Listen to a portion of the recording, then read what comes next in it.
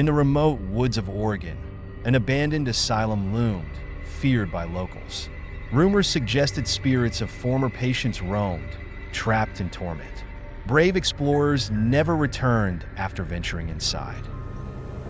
Chris and friends, thrill seekers, heard the stories and ignored warnings. Armed with flashlights and cameras, they entered on a cold, foggy night. The asylum's lobby was dusty with decaying furniture. Graffiti marred the walls. A strange silence hung in the air. "Feels wrong in here," Chris whispered.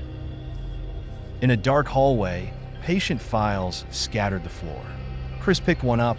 Details revealed a patient who vanished mysteriously. Did they ever leave?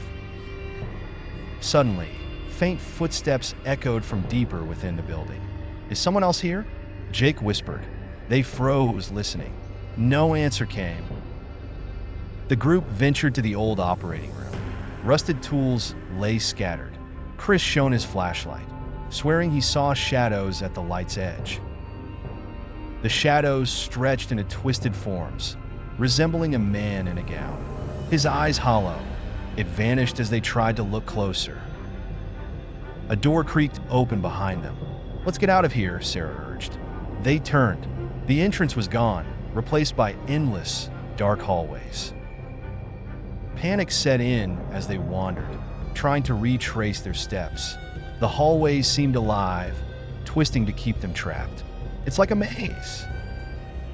Laughter echoed from the distance, faint but chilling, like a child's giggle. "Who's there?" Chris called, but it grew louder, then stopped abruptly. Turning a corner, a shadowy figure blocked their path, face blank and motionless. It watched them, then glided closer, disappearing into the darkness. Desperate, Sarah smashed a window to escape.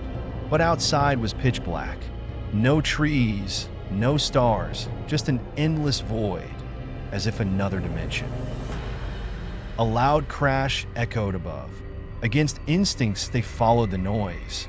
In one room, messages scrawled, "No escape, they're watching."